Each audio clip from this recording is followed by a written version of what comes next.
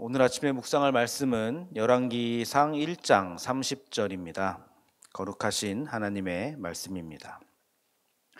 내가 이전에 이스라엘의 하나님 여호와를 가리켜 내게 맹세하여 이르기를 내 아들 솔로몬이 반드시 나를 이어 왕이 되고 나를 대신하여 내 왕위에 앉으리라 하였으니 내가 오늘 그대로 행하리라. 아멘. 지금 우리가 읽은 본문은 다윗이 밧세바에게 하고 있는 말입니다.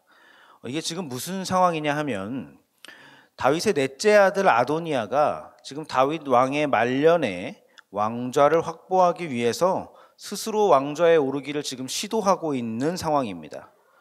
이 고대 사회의 왕이라는 위치가 항상 늘 위협받는 자리이긴 하지만은 압살롬도 그랬고 또 아도니아도 그렇고 이렇게 틈만 나면은 다윗 왕의 자리를 노리는 모습을 우리가 보고 있습니다. 다윗은 너무 나이가 들어서 이렇게 아도니아가 뒤에서 이런 일을 하고 있다는 사실을 모르고 있었다고 성경이 기록하고 있습니다.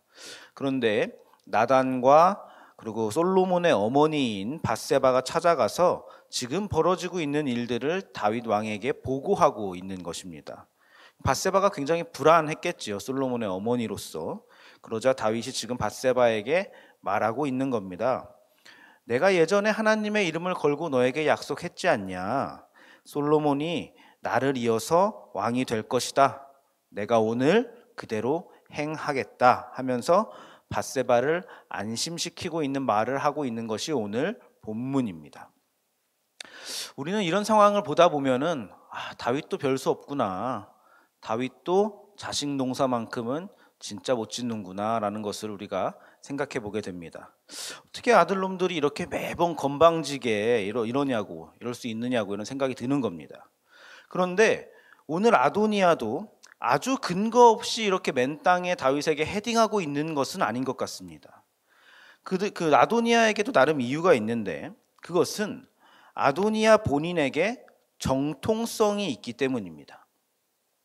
아도니아는 비록 다윗의 넷째 아들이지만은 위에 3명 형이 이미 죽었기 때문에 지금으로서는 본인이 장자입니다. 그래서 자신이 왕이 되는 것이 자기 생각에는 마땅한 것입니다. 이것은 아도니아 혼자만의 생각도 아니었던 것 같습니다. 다윗이 사울에게 쫓겨다닐 때부터 함께했고 현재는 다윗의 군대 장관이었던 요압도 아도니아 편에 서서 이 일에 동참합니다. 요압은 보면은 앞서서 많은 사건에서도 다윗을 따르기는 하지만 자기가 봤을 때 이거는 아니라고 판단이 되면은 다윗에게 할 말은 하는 사람이었고 또 스스로 판단해서 움직이는 사람이었습니다. 이번에도 마찬가지로 아도니아 편에 서는 것은 정통성이라는 명분이 있었고 자기가 보기에는 장자가 왕위를 계승하는 것이 당연히 마땅했기 때문입니다. 요압뿐만 아니라 다윗의 참모이자 제사장이었던 아비아달도 아도니아를 왕으로 세우는 일에 동참합니다. 그러니까 요압과 아비아달이 아도니아의 편에 서는 것은 지금 막무가내로 다윗을 배신하는 것이 아니라 아도니아에게 어느 정도 정통성이라는 명분과 이유가 있었기 때문이라고 우리가 볼 수 있는 것입니다. 그런데 오늘 다윗이 선택한 이 솔로몬이라는 사람은 어떻습니까? 우리에게는 이 주일학교에서 배운 지혜로운 왕 솔로몬이라는 이미지가 아주 강하게 들어있기 때문에 솔로몬의 이미지가 굉장히 미화되어 있는 것 같습니다. 그런데 우리가 까놓고 얘기하면은 솔로몬이라는 사람은 불륜 속에 태어난 아들입니다. 솔로몬에게는 정통성이 없습니다. 다윗의 최악의 죄 가운데서 태어난 아들이 바로 솔로몬입니다. 그럼에도 불구하고 다윗이 오늘 지금 솔로몬을 후계자로 선택하고 있는 것입니다. 다윗이 선택했지만 이것은 하나님이 선택한 것이라는 사실을 역대상 28장에 가면 알 수 있는데 거기 뭐라고 적혀 있냐면은 여호와께서 솔로몬을 택하셔서 이스라엘을 다스리게 하셨다라고 기록되어 있습니다. 그러니까 하나님이 솔로몬을 선택하신 것이죠. 그러니까 하나님은 정통성과 명분이 있는 아도니아가 아니라 다윗의 치명적인 죄의 결과인 솔로몬을 선택하셨습니다. 우리 사람의 생각으로는 하나님의 선택을 도저히 이해할 수가 없습니다. 아도니아 편에 섰던 요압의 관점이 아마도 우리가 일반적으로 가지고 있는 우리의 관점일 것입니다. 우리는 어떤 일을 볼 때에 늘 명분과 이유를 찾는 사람들입니다. 그러나 솔로몬이 되어야 할 이유를 도저히 찾지 못하겠습니다. 아들이 솔로몬밖에 없었으면 우리가 이해하겠지만은 이 정통성이 있고 지금 장자로서의 아도니아를 제껴두고 자격 미달인 솔로몬이 왕이 되어야만 하는 이유가 딱히 보이지 않는 것입니다. 그런데 이것이 하나님의 선택입니다. 자격이 없고 이유가 없다. 그런데 선택받았다. 아니, 자격이 없는 정도가 아니라 모태에서부터 죄로 시작된 인생이다. 더러운 죄의 혈통으로 태어난 사람이 솔로몬이다. 그런데 그가 선택을 받았다. 이거 지금 누구 이야기입니까? 이것은 다만 솔로몬의 이야기가 아닙니다. 이것은 우리의 이야기입니다. 성경은 솔로몬이 선택되었다는 것을 통해서 하나님의 은혜를 증언하고 있는 것입니다. 우리도 모두 모태에서부터 죄인으로 태어난 사람들입니다. 우리는 눈만 뜨면 죄 지을 생각부터 하는 사람들입니다. 목회자인 저도 아침에 눈을 뜨면은 내 안에서 시작되는 짜증, 불평, 욕심, 시기, 미움들이 튀어나오기 시작하는데 이걸 보고 깜짝깜짝 놀랄 때가 많습니다. 물론 예수를 믿기 전보다는 훨씬 좋아졌지만 그래도 내 안에 도사리고 있는 이 죄성에서 도저히 자유로울 수가 없습니다. 본질적으로 죄인인 것입니다. 우리는 죄 속에서 태어난 사람들입니다. 도무지 내 안에 선한 것이 없다는 것을 들여다보면 볼수록 분명해집니다. 죄가 있으면 하나님 앞에 나아갈 수 없다고 하는데 나를 가만히 들여다보면은 나에게는 하나님 앞에 설 명분이나 자격이 없다는 것만 더 적나라하게 확인될 뿐입니다. 그런데 명분과 이유와 자격, 그런 것들이 다 무슨 상관이냐는 듯 하나님이 우리를 선택하셨습니다. 내가 3대째 기독교 집안이라는 어떤 정통성을 갖췄거나, 내가 기도를 땀 뻘뻘 흘리면서 열심히 했다거나, 내가 교회에 열심히 돈과 시간을 헌신하는 것과는 관계가 없다는 것입니다. 그보다는 나는 죄인이고 나는 주님 앞에 설 자격이 없다는 것을 절절하게 깨닫고 스스로 포기하면서 자빠졌더니 그제서야 하나님이 억지로 세우시더라는 겁니다. 누가 너보고 자격을 운운하라고 했느냐? 내 앞에 서는 것을 왜 네가 설 수 있니만이 하느냐? 선택은 내가 하는 것이다. 나에게 맡겨라. 이제부터는 너는 내 자녀다.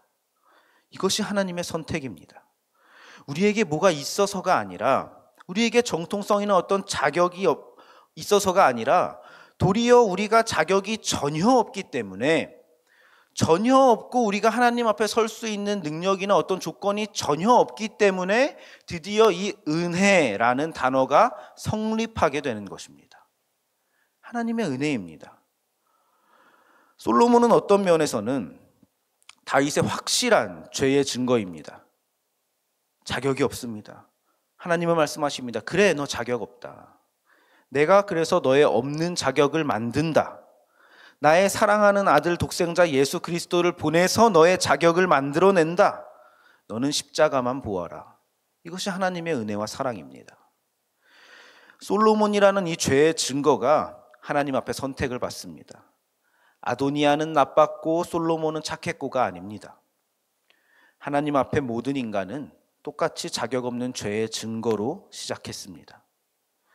여기에 우리 신자들의 당당함과 뻔뻔함이 있는 것입니다. 그래, 나 자격 없다. 그래서 나 은혜 입은 자다. 그리고 나 이제 하나님의 자녀다. 이것은 막 나가도 된다는 것이 아니라 여기에 우리 그리스도인들의 정체성이 있고 우리 기쁨의 원천이 있다는 것입니다.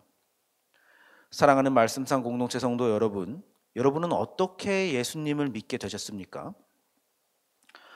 모두 각자 신앙의 과정은 다르겠지만은 우리의 공통점은 모두 하나님의 선택을 받은 사람들이라는 것입니다. 이 사실이 우리의 무너지지 않는 자존감이고 또 하나님의 살아계심과 조건 없는 아버지 하나님의 사랑의 증거임을 잊지 마시고 이것을 기반으로 하루하루 그리고 오늘을 살아내시기를 바랍니다. 기도하겠습니다. 하나님 아버지 감사합니다. 자격이 없다 못해 죄로 말미암아 무너져 있는 우리를 찾아와 일으켜서 자녀 삼으신 주님의 사랑에 감사를 드립니다.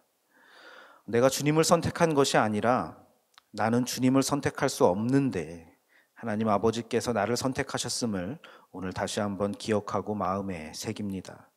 이 감격을 잊지 않도록 하옵소서. 받은 은혜의 크기를 실감할 수 있도록 하시고 거룩하게 빚진 자로서 우리가 기쁨으로 하루를 살아가게 하옵소서. 예수님의 이름으로 기도드립니다. 아멘. 이 시간 다음과 같은 기도 제목으로 함께 기도하겠습니다. 지금 들은 말씀이 내 삶으로 이어지게 하옵소서. 2024년 또 다른 희년 3년의 복이 교구마다 부서마다 가정마다 풍성하게 경험되게 하옵소서. 동네새 매주 성경 말씀 묵상과 순장들을 통해 동네들이 든든히 세워지게 하옵소서. 2024 크리스마스 예물 플러스 20을 축복하셔서 하나님이 기다리시는 영혼들을 품는 말씀삼 공동체가 되게 하옵소서. 우리나라 정치 경제가 안정되게 하시고 하나님의 정의와 평화가 강물같이 흐르게 하소서. 육체의 질병과 마음의 질병으로 고통받는 성도들에게 회복의 은혜와 평안의 은혜를 베풀어 주옵소서. 개인의 기도 제목과 공동의 기도 제목으로 다 같이 기도하시고 삶의 자리로 나아가겠습니다. 사랑의 하나님 감사합니다. 아버지 하나님, 우리가 오늘 어떻게 아버지 하나님의 자녀가 되었는지 우리의 조건을 하나님 살펴보았습니다. 아버지 하나님, 우리는 하나님 앞에 설 수 없는 사람들입니다. 하나님, 우리는 자격이 없다 못해 사실 고개를 들 수도 없고 하나님 앞에 부끄러움이 가득한 그런 죄인입니다. 아버지 하나님, 우리가 그 죄로 말미암아서 죽음의 한가운데서 허덕이고 있을 때에 아버지 하나님 우리를 찾아오셨고 아버지 하나님 우리의 더러움과 우리의 어둠에도 불구하고 빛으로 찾아오셔서 하나님 우리를 밝히시고